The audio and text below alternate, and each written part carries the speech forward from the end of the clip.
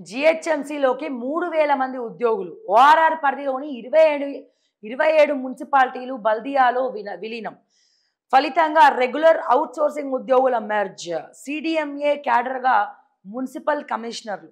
Posting మాత్రం జీహెచ్ఎంసీలోనే కొనసాగింపు.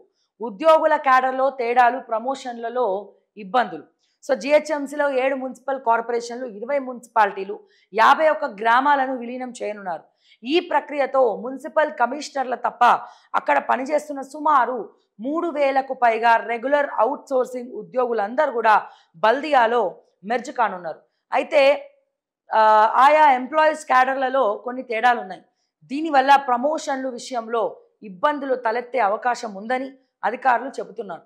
మున్సిపాలిటీలోని పోస్టులు 27 మున్సిపాలిటీల్లో public health worker, sanitation worker, sanitary inspector, health assistant municipal కార్పొరేషన్లో ఉండడం జరిగిందంట.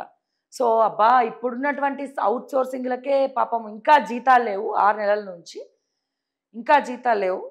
చాలా ఘోష పడతా ఉన్నారు. మరి వీళ్ళకి లీడర్‌లకి ఎట్లా నిద్ర పడుతుందో భట్టి విక్రమార్క గారికి, ముఖ్యమంత్రి గారికి. ఒకడి జీవితాన్ని నాశనం చేసి ఇంతమంది బతుకుల్ని రోడ్డు మీద పడేసి అప్పుపాలు చేసి